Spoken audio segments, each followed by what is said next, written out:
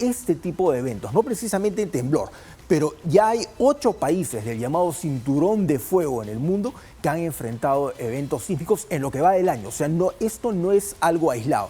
Lo hemos visto en Colombia, en Chile. Obviamente Venezuela no está en la lista porque Venezuela no forma parte del cinturón de fuego, pero hemos visto sismos similares en Tonga, en Vanuatu, Indonesia, Filipinas y Japón. Lo mismo pasa con estos sismos que han ocurrido en Granada, en Alhambra, en España. No están dentro del cinturón de fuego.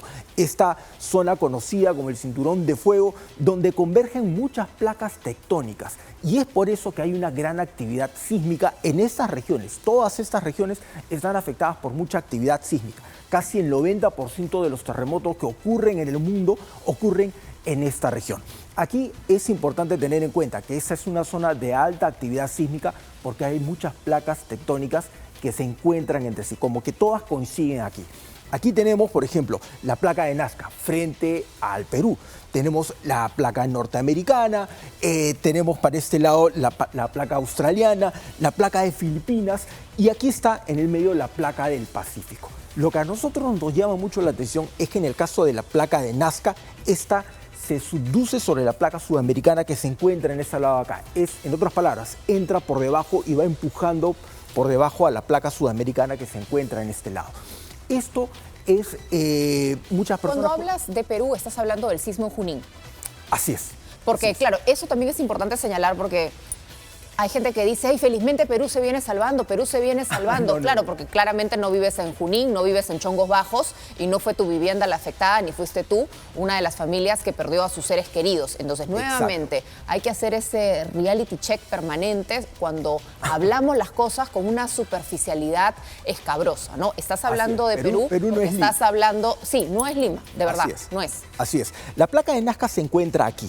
La placa sudamericana es prácticamente donde estamos todos. O sea, todos estamos parados básicamente en la placa sudamericana. La placa de Nazca la tenemos al frente y más atrás se encuentra la placa del Pacífico. El tema aquí es que la placa de Nazca entra por debajo de la placa del Pacífico. Es como si hiciera eso, se subduce, entra por debajo. Poco a poco va empujando y esto ocasiona estos sismos. Todas estas zonas en la parte de la costa, en la parte ya cercana hacia Ecuador, Colombia, en la parte cerca a Chile, Moquegua, Arequipa, Tacna, en el caso de Piura, Tumbes, por ejemplo, Lima, son zonas altamente sísmicas donde informes de diferentes centros, el mismo Instituto Geofísico, etcétera, han ido alertando que hay mucha energía acumulada. Eso quiere decir de que no hay un evento sísmico de gran magnitud que libere esa energía. Nuevamente, no es que un temblor va a liberarlo, o sea, no es como un globo que se desinfla poquito a poquito. Tiene que haber eventos grandes como para que esa energía se pueda disipar.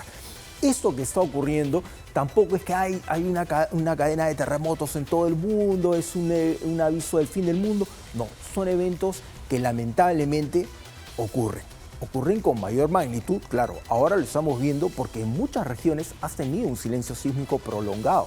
Hace mucho tiempo que no ocurrían sismos de gran magnitud, como en el caso de Venezuela, por ejemplo, o en el caso de Colombia. Entonces, ahí es donde tienes que estos eventos causan esta magnitud de destrucción, porque tienes también mucha cantidad de gente viviendo en zonas donde antes no vivían. Claro, la densidad poblacional tiene un impacto directo en los daños reportados.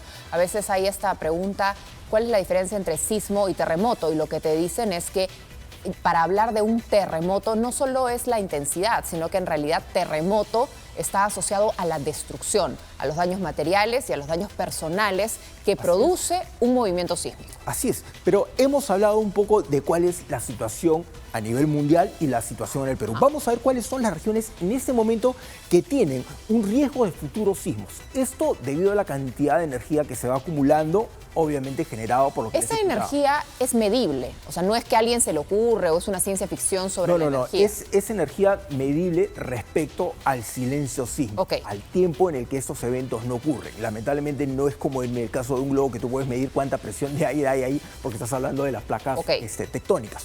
¿Cuáles son las regiones que se pueden encontrar susceptibles a este tipo de eventos? Lo vemos en Arequipa, Moquegua, Ica, Tacna, o sea, toda esa parte roja que ven, la parte de Lima, donde hay una gran concentración de gente. Aquí, lógicamente, esto es de gran relevancia, no porque sea la capital, sino por la cantidad de personas que viven aquí. Casi 11 millones de peruanos están en Lima y lógicamente tienes mayor cantidad de gente vulnerable ante un evento sísmico. Ancash, La Libertad, Lambayeque, Piura y Tumbes. Nuevamente, el efecto de esta placa de Nazca que se encuentra en todo este lado y entra, como les decía, por debajo de la placa sudamericana. Quizá si uno observa en el mapa, la zona ya de Arequipa ciudad o de Ica ciudad no están tan en esta corriente de ese mapa del calor, me imagino, porque han experimentado en los últimos 10 a 20 años sismos superiores a los 7 grados. Así es, y también tienes que tener en cuenta muchos factores respecto a la misma geografía de nuestro país.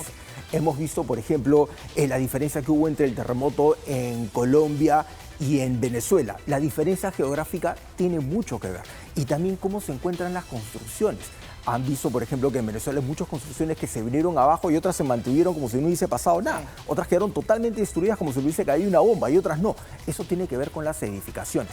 ¿Qué tan bien levantadas están esas construcciones? Hemos estado viendo, por ejemplo, estos mapas para identificar cuál es la informalidad en las construcciones en el Perú y hemos visto que en promedio en todo nuestro país un 60%, un poco más de las casas han sido edificadas con total informalidad.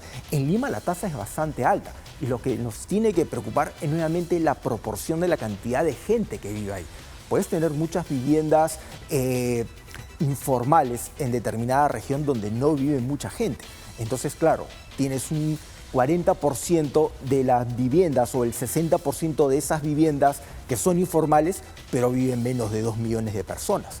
En el caso de Lima tienes más de 60, pero viven más de 10 millones de personas, casi 11 millones de personas. Entonces la cantidad de gente que tienes expuesta es mucho mayor. Hay que tener en cuenta esto porque no se trata de meter miedo ni vivir atemorizado, sino de que las autoridades se pongan de acuerdo y se pongan las pilas para saber qué es lo que vas a hacer en caso de un evento sísmico de gran magnitud, en especial en las regiones donde hay mayor cantidad de población. Claro, ese es el problema.